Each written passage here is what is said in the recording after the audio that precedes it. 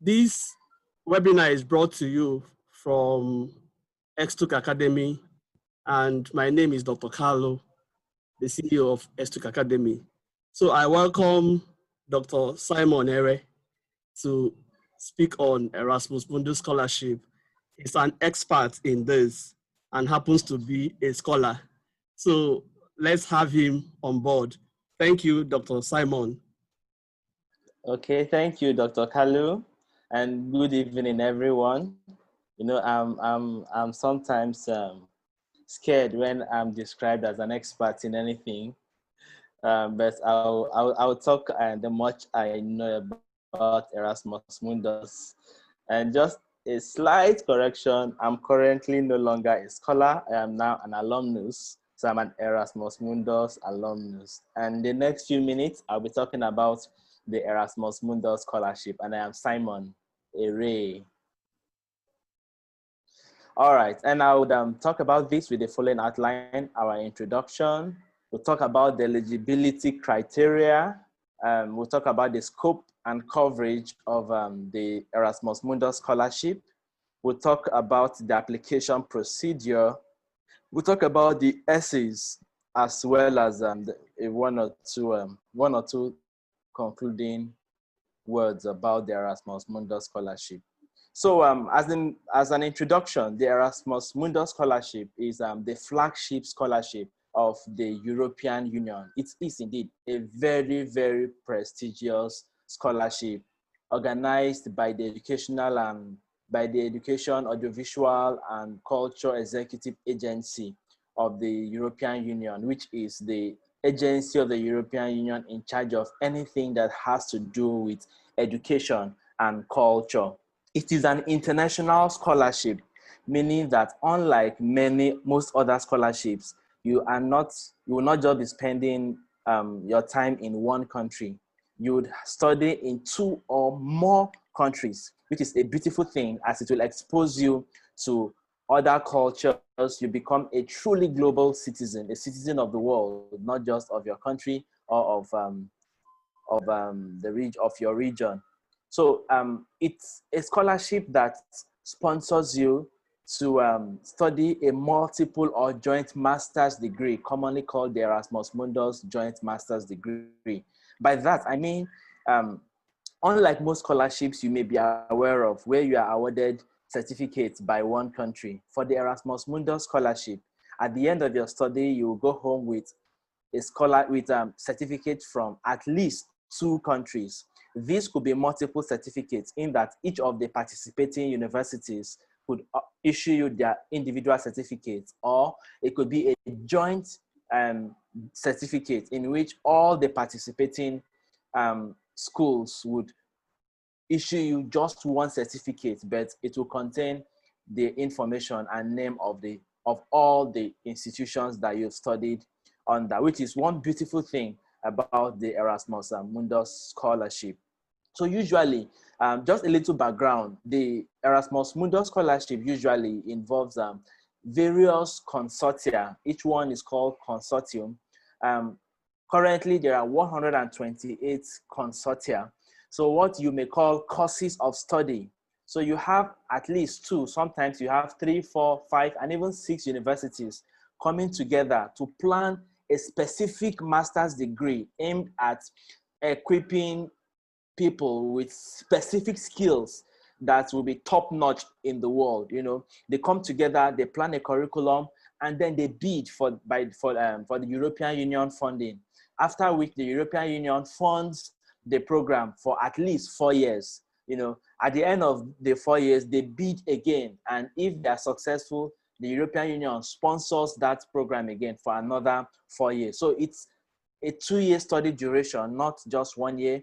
Another fantastic thing about the Erasmus Mundus scholarship is that it also includes an internship at the end of your study. So you not just talk about theory, you not just work in the lab, but you are attached to a specific organization, a firm, it might be a company, might be a lab, might be a research institute where you practice all you have learned for at 1.5 years. And because the internship usually lasts for 6 years. Another interesting thing is you learn foreign languages. If, for example, you are studying in at least 2 non-English speaking countries, you will be taught for free. You'll be taught the languages of those countries. If it is in France, you'll be taught French. If it's in, say, Spain, you'll be taught the Spanish language.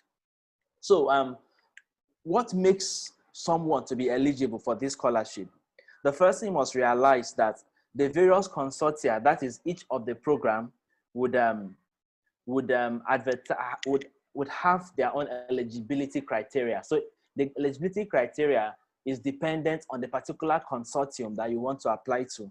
However, there are certain criteria that are common to almost all the programs. First of all is nationality. Every country in the world can, nationals of every country in the world can apply. However, you must understand that there are 2 categories of countries when it comes to Erasmus, because this is used in determining how much is given to you as funding for various categories. So let me just rush through the 2 categories of countries so you understand when I start talking about program and partner countries, okay? So the program countries are specifically countries of the European Union, and then other countries that belong to the European Economic Community. For example, countries like Norway, country like Liechtenstein, country like Turkey, country like North Damascus. These are not part of the EU yet, but these are part of the European Commission. So if you're a national of this country, you are regarded as a program country. If you are a national of any other country beside these countries I have mentioned before now, then you are regarded as a partner country. And being from a partner country is actually advantageous. I'll talk about that later on. Another thing required is you should have a suitable bachelor's degree. Usually they will require 2-1. And again, it is dependent on the consortium, but usually they will require at least a second-class upper degree. And it should be a degree that has lasted for at least 3 years. And it should be a degree with a relevant content that is relevant to the program you want to study. For example, if you want to study something in public health, you should have studied something that has some bearing with public health for you to stand a chance of being considered for the scholarship.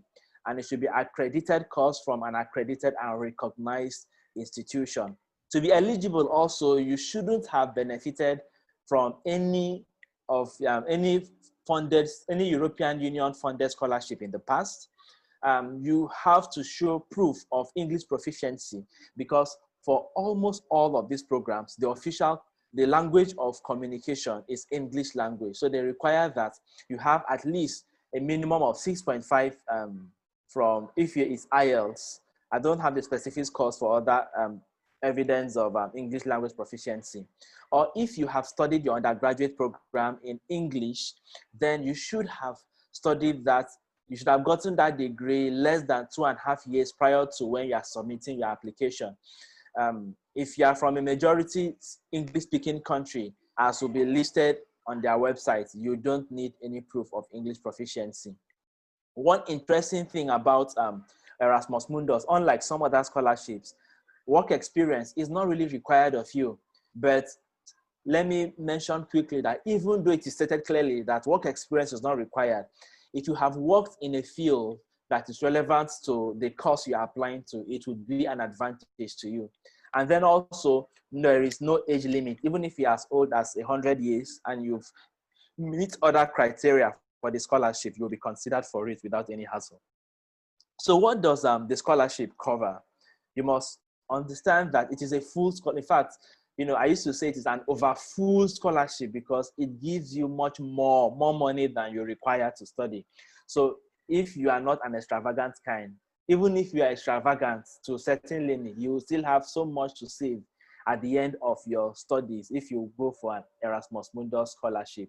So it takes care of everything, beginning with, okay, before I talk about that, even though it is a scholarship, it's a full scholarship, the Erasmus Mundus program creates opportunity for those who may have met every other criteria, but because of how competitive it is, you may not have been able to secure a scholarship. If you are willing and able to fund yourself, there is a few space. You know, you may have about, say, 5% of privately sponsored individuals if you are admitted but without scholarship. So the scholarship covers what Erasmus Mundus calls student participation cost. This includes things like your school fees, your registration costs, your cost of registering in the lab, your transportation, okay, not transportation costs, but everything that has to do with your academic program, your university, including full insurance cover, whether it is health insurance, whether it is accident insurance, fire insurance, thefts. If they steal your thing while you are on Erasmus Mundus, or you lost your baggage while you are traveling, Erasmus Mundus offers you an insurance cover that you can gain back the monetary worth of all those things. So you get to see that Erasmus Mundus is a fantastic scholarship. Now, the student participation cost is to a maximum of 4,500 euros if you are from the program country. Remember, I said the program country is countries of the European Union, as well as members of the European Economic Community that are not part of the European Union. But if you're from a program country outside these European countries I've mentioned about, your student participation cost is up to 9,000 euros. If for any reason, okay, your student participation cost is higher than 9,000 euros, you have nothing to worry. It's not like some scholarships that they will tell you have to pay the excess. For Erasmus Mundus, the partnering universities are under obligation to provide any excess amount to this 9,000. So it is compulsory that they don't charge you for anything. If, for example, your university, your total cost is, say, 20,000 euros, your universities are under obligation to provide the remaining 11,000 euros to these 9,000. So you have nothing to worry about. Okay, they also have travel and installation costs. Now, if you are a program country, you're entitled to an additional 1,000 euros yearly for your travel and installation costs. If you are from a partner country that is within 4,000 kilometers from Europe or from the country where you are going to study at first, then you have 2,000 euro extra. If you are further than 4,000 kilometers, then you are entitled to 3,000 euros extra to these other things. This amount is paid every year. That is this particular cost. You are also entitled to a monthly subsistence allowance of 1,000 euros every month, in addition to all these other amounts of money that the European Union will give you. So you can see that the European Union will be paying you heavily for you to go and study for free. Isn't it a wonderful opportunity? Now, but all these payments are often paid after you arrive in Europe. So you have to take care of all your costs, your visa and other things until you get to Europe. Then they will pay you this lump sum, at least 3 plus 1, 4,000 euros plus an additional 1 month, usually about 5,000 euros at first. Then they start paying you your 1,000 euro subsistence fee, subsistence allowance. So what does it take? What does it take to apply?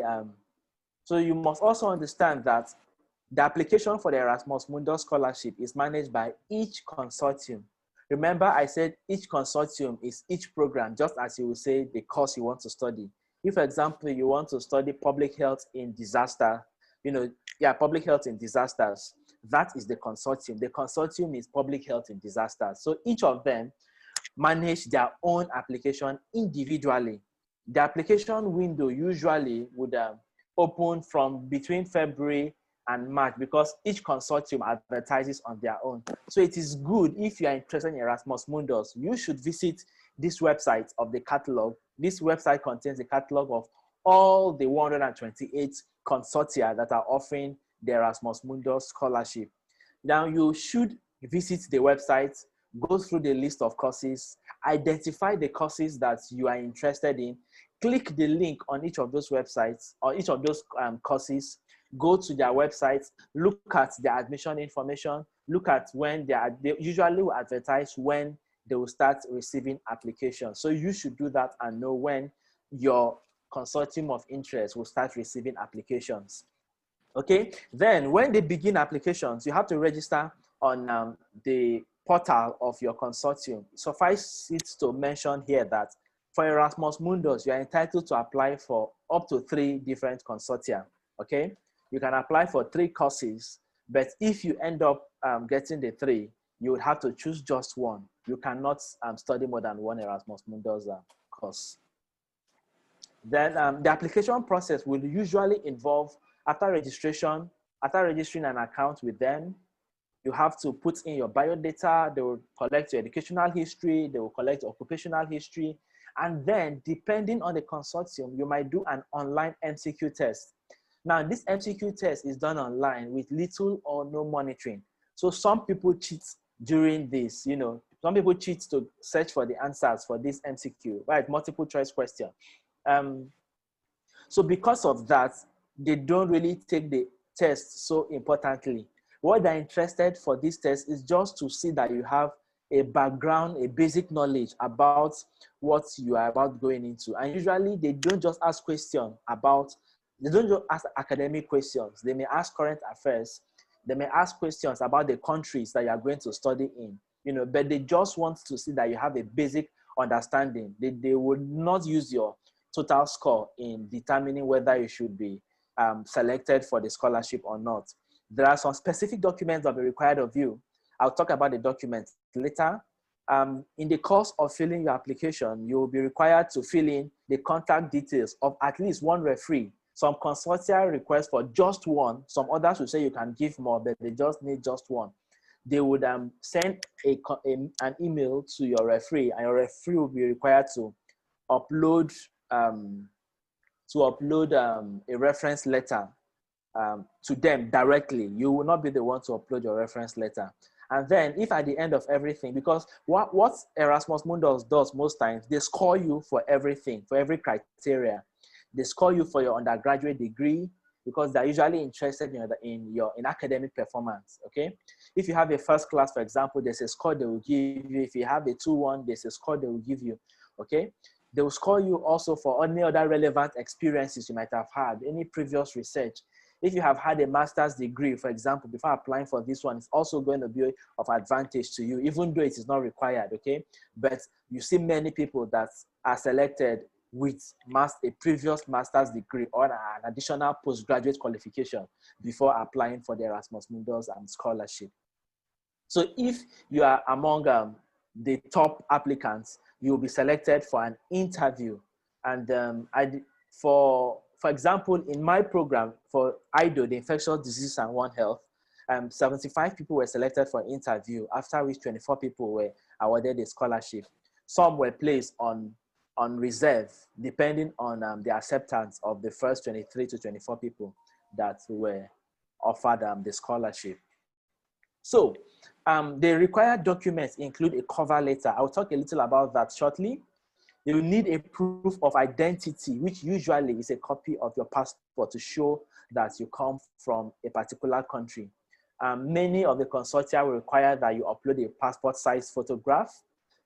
In short, all consortia will require that you also upload proof of your place of residence. Remember, I said that applicants are classified into 2 categories, the partner and the program countries. It is this proof of place of residence that they will use in determining whether you are from a partner country or whether you are from a program country. Usually, it is mandatory that at least 75% of admitted or selected candidates should come from partner countries. So if you are not from Europe, you stand a better advantage than someone that is from Europe.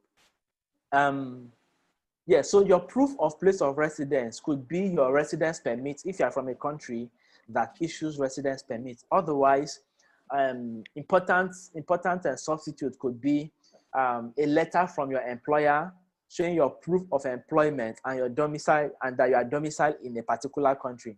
Usually your proof of residence should show where you have lived for the past 5 years. If you have been studying for the past 5 years, you can also get a letter from your head of department, from your registrar, from your VC, but an authority from your school to state that you have been studying within these past 5 years and you have been in this country within this time that you have been studying. That would suffice. And your bachelor certificate, okay? If your bachelor certificate is not in English, you have to translate it to English. If there are other diplomas, you also have to submit them with their certified translations if they are not in English. And same thing also for your transcripts. And yes, if you have worked, also proof of employment, as that would also boost your chances, even though they say that this is not necessary. So for your cover letter, it is important to note that it is a letter, not an open essay. Well, this is one mistake people commonly make, okay? It is a cover letter. It is not a statement of purpose, okay? It is a cover letter. So you should write a letter to the address to the selection committee. This may be pardonable, but if you write an essay, you might lose a few points, a few marks from that particular criterion. So your cover letter should have an introduction. Your introduction should have your background. If you're a doctor, state it. If you have worked for 10 years in the tropics, state it. If anything you think will boost your chances about your background, state it. State why you are eminently qualified for the scholarship. Your cover letter is more like you trying to advertise and market yourself, okay?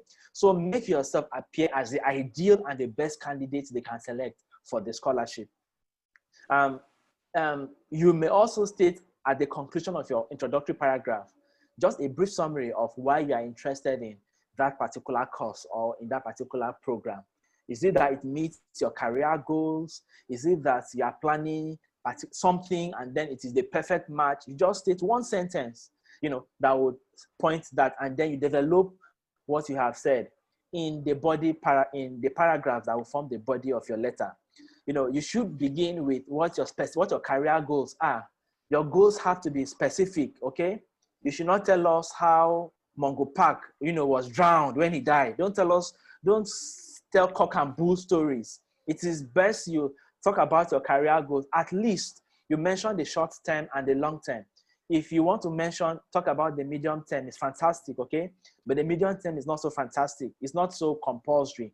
So in your short term, you should talk about what exactly you want to do. If you are at the end of your scholarship, immediately you finish your scholarship. For the long term, usually beyond 10 years. For the medium term, usually it's variable, but often between 5 and 10 years. Some would say from between 2 to 10 years. So your short-term goal should talk about what you want to do between immediately you return up to 2 to 5 years after your return. Medium-term goal between 5 and 10 years, and your long-term goal 10 years after your return. What do you want to do? And your goal should not be specific. It should not be that you want to come back and get a better job that they will pay you higher salary or that they will give you car. No. Your goal should be altruistic, okay? It should not be about you. It should be about your community, about your country, about the globe, about your continent, okay? Specific things you want to accomplish. And then you go ahead to talk about how the particular course you're applying to is going to equip you for these your career goals. And while talking about how it will equip you, what they want to see is that you have done your homework. They don't want people that will come and do the course and then will be unhappy at the end because it doesn't meet their expectations. So they want to see people that have really looked at what the course is about. You should have gone through the website of the consortia of your interest. You should have gone through all the modules, look at the detailed description of the modules. You should have look at the professors that are in charge of the modules. You should have done a background search on their research work.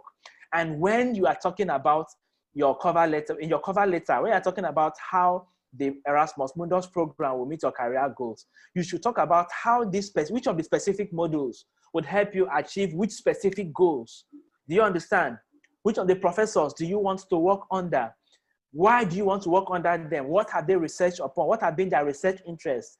Which of those research interests are in tandem with your own research goals?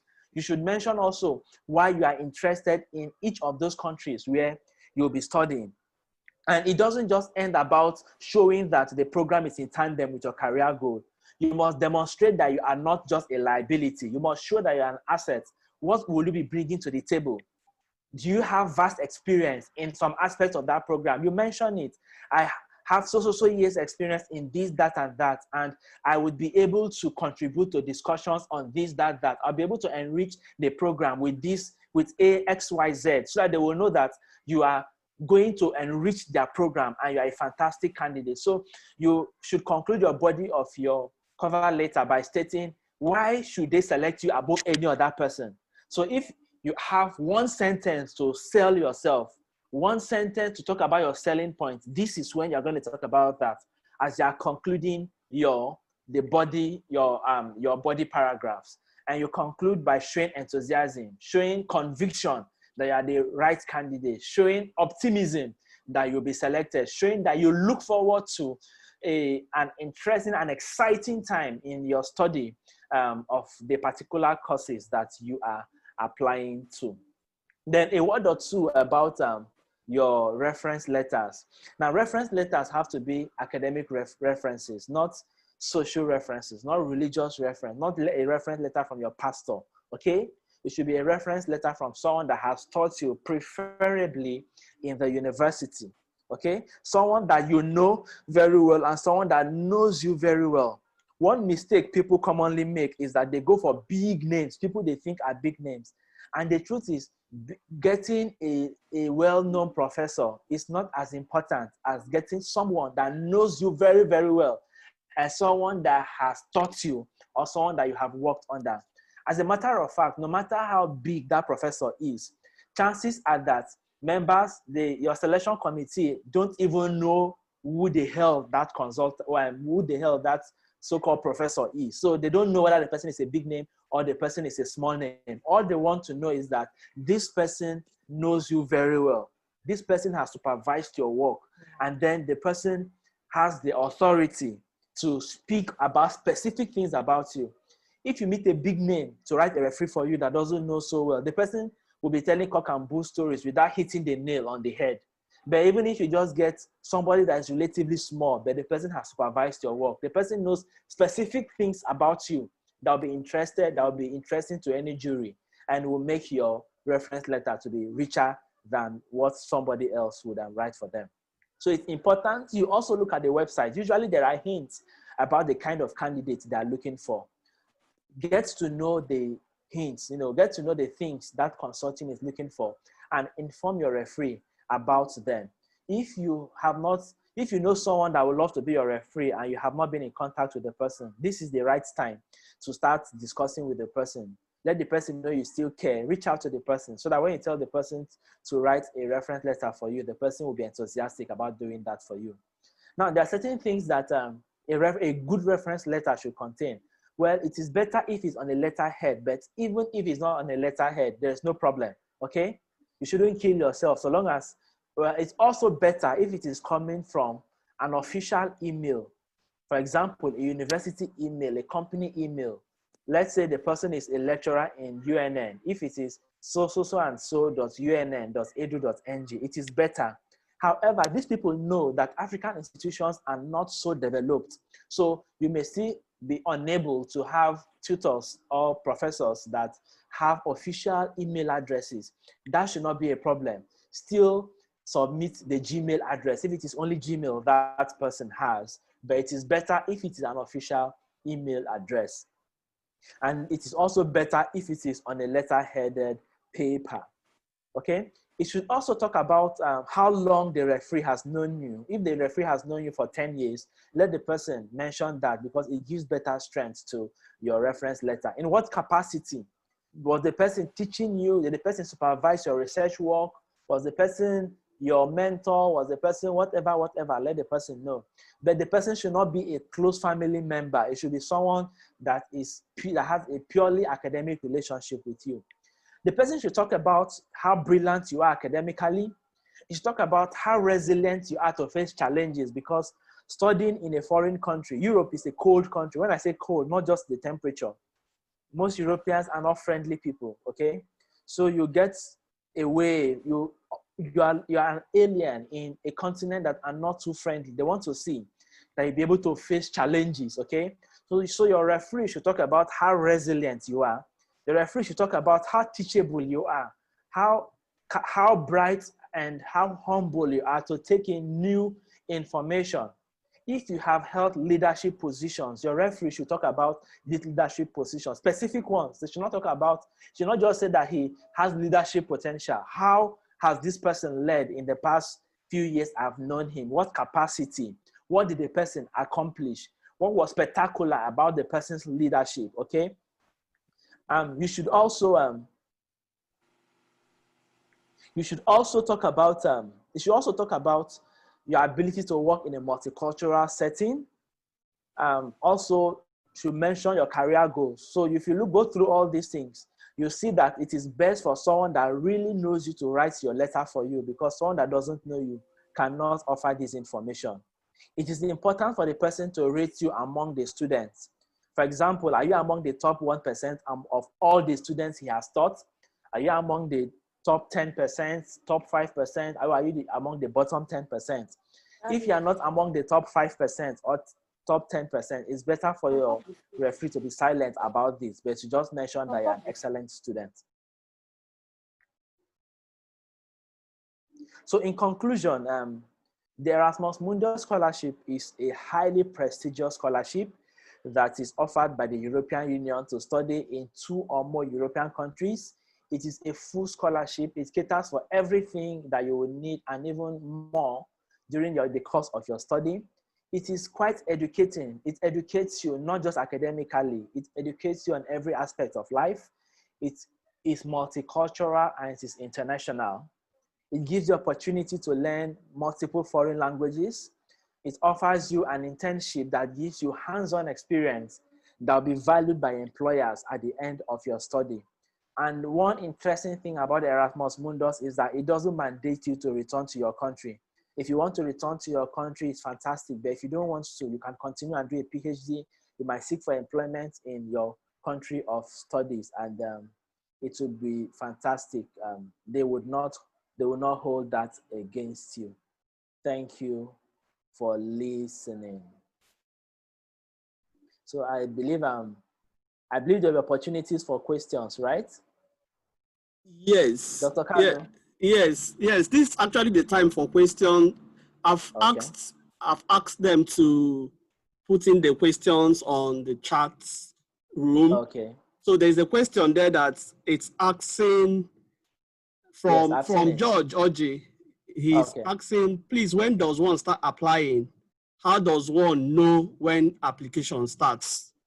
Thank you. Thank you.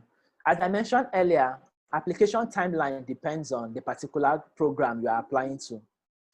Each program, each program has its own application timeline. For example, there are a few that have already started receiving applications now. Some may not start receiving applications till December. Some may start next month. Some may start in November.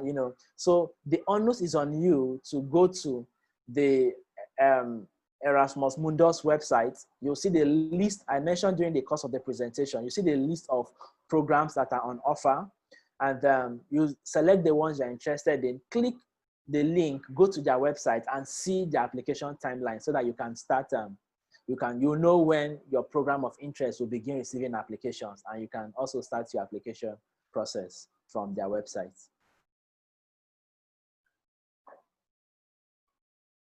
So for the rest of you saying thank you, yes, thank you, you're welcome. Thanks too for listening. Okay, there's a question here that's asking, can your referee be someone you worked with in a non-academic setting? Well, my personal advice is they are interested in academic referees, okay? So it is best you get an academic referee. However, the best source of information is the website of the consortium you're applying to. But I can assure you that they will state it clearly that it should be an academic referee. If your consortium says that you can give any other kind of referee, you can go ahead and do that, but it will not be to your advantage. Okay, thank you for the answer. There's another question that says, what if you've been out of contact with your teachers for many years? How does one get a referee in such a situation? Okay. Yeah, I mentioned that also in the course of my presentation, that if that is your situation, send an email to the people, not just one person. The truth is the scholarship application is a tedious process, okay? You may have to apply to multiple scholarships, and for some of them, you might wear out one particular referee For me, at some point, I was even ashamed. And let me not say ashamed. I was reluctant to approach some people because as if I've disturbed them too much, okay? So you should establish that rapport with them now. Send them an email, make their head swell a little. You know, Africans are used to eye service. Let them know how much they've impacted, how much they have been a role model to you. Call them and just thank them without saying anything. Later on, tell them you would love them to mentor you. Talk about your plans, okay? And then finally, tell them, you can later on tell them that you're applying for scholarships, that if they will not mind, you will love them to be your referees. If you have wet the ground like this, by the time you are asking for referees, they will be more than willing to help you. And please don't do this with just one person. You need multiple people you can fall back to, you know, to write reference letters for you. Okay, we have another question. Thank you for the questions you've answered so far. I believe our audience are getting enriched and they will make use of what you are telling us in this presentation today. Someone is asking, what if you didn't finish from school with a very impressive result? That is a first class or its equivalent. Do you still stand a chance? Okay, now, yeah, even if you didn't come out with a first class, so long as you meet the minimum grades that they require. If they say they want a 2-1, let it be that you've had a 2-1, okay? You still stand a chance. The only thing is when it comes to your bachelor's degree, I told you that they score every criterion. So under bachelor's degree, someone that has a first class will score higher than you that had a 2-1, but that should not bother you, okay? You will still have other aspects that you may score higher than that person, irrespective. And then for those that, there are some people that have unclassified degrees. For example, there are some medical schools that don't grade their degrees. All they have is pass or fail. That is still not a problem. Just let them know that your degree is not graded. They will take that into consideration when they are scoring you for your bachelor's degree. Okay, thank you very much. Okay. Do one have to have admission into the school first before one can secure the scholarship? No. You know, one unique thing about the Erasmus Mundus is that you have just one application process. As you are applying for the scholarship, you are automatically applying for admission. So you don't have to go and apply separately for admission. So it is just one process. Your scholarship application is an admission application as well. So once you have applied for that application, once you've applied for the scholarship, you have also applied for the admission. Okay, Andrew Ihaji would like to know if one can go with a family. Is there an opportunity for that? Okay, yeah, Erasmus Mundus allows you to go with your family. However, they will not fund your family. Okay, so you can go with your wife, you can go with your children, but that will be from your pocket. It's either you should have an alternative source of income, not that you would work, because Erasmus Mundus degrees are so intensive that it's almost impossible for you to do another work, you know, while studying without impacting on your academics. And if you don't do it academically, they will drop you. All right. So it's either you have some money saved already, or you have a passive source of income, or you'll be sharing your living allowance. It's enough to take care of more than one person, though, depending on the size of your family and the other needs that your family would need. But the Erasmus Mundus consortium will not be the one funding your family. Okay, Ikechukwu Andrew is asking, in case of self-sponsorship, can one intentionally drop out of the program and be able to secure a job in the EU country? How easy is it to get self-sponsorship? Maybe you could take two of them together. Okay. George Oji said, you said self-sponsorship offers some advantage. Please explain more. Maybe you can take two of them. Let me say the second one first. Now, I didn't say self-sponsorship offers some advantage. What I said is that coming from a partner country offers advantage. Remember, I said there are two categories of countries. One is the program country and the partner countries. The program countries are European countries, basically. Partner countries are countries from other continents, and then a few European countries that are neither part of the EU nor part of the European Economic Community. Okay? So if you are from a program country, the maximum they can take is 25%. If, for example, they want to take 100 students, they can take maximum 25. But if you are from a partner country, that is from outside of Europe, you have to take a minimum of 75% of the intakes, you know, from program country, and from partner country. And the other thing also you need to note is that usually there's a rule that you don't take more than three people from a particular country. So if, for example, you have fantastic people from Nigeria applying to one particular program, they will take the top 3 from Nigeria and then take people from other countries in order to allow for uniformity. All right? So that's the reason why it's almost impossible to see more than 3 people from a particular country, which makes it also quite competitive for each program. In my set, for example, there were 3 Nigerians. I'm sure that there were other excellent Nigerians that would have been admitted. If not that, they can't take more than 3 Nigerians in a particular course. Now, they can take other Nigerians in other courses, but for each of the course, you take a maximum of 3 people from a particular country. And then about work, you say, okay, about if you are on, if you can work. I said earlier on that from my experience, I will not recommend somebody to go hoping that the person would work and gain money to foot the bills of studying. It is not realistic. Erasmus Mundus scholarship is programmed such that they want you to show working for the money they're spending on you. They want you to be the best in the world, because each program is tailor-made just to equip you with top-notch skills, skills that even fellow Europeans may not have access to. The skills we were exposed to are skills that even many PhD students in Europe don't have access to. So you are going for an elite program where you are given the topmost as in technologies, and they want you to learn those things, okay? So it's to consume so much of your time that you have time for almost nothing else, except for just a short period of time. You might have a few months that might appear a little less busy than others, but most of it will be terribly hectic. So you shouldn't go there hoping that you'll have time to work elsewhere. Now, that being said, if you have a genuine reason why you have to suspend your study, whether you're on scholarship or you are self-funded, all you need to do is to talk with your coordinator. Each program has its coordinator. The coordinator will brief you on the procedures you need to follow to suspend your studies and then continue when it's more convenient for you. It is allowed, okay? But you don't just decide on your own. You need to discuss with your coordinator. Okay, thank you very much for your insightful answers to the various questions. I think there is a question here from Chinedu again. He's asking, since MBBS degree is unclassified, how do they score a medical degree?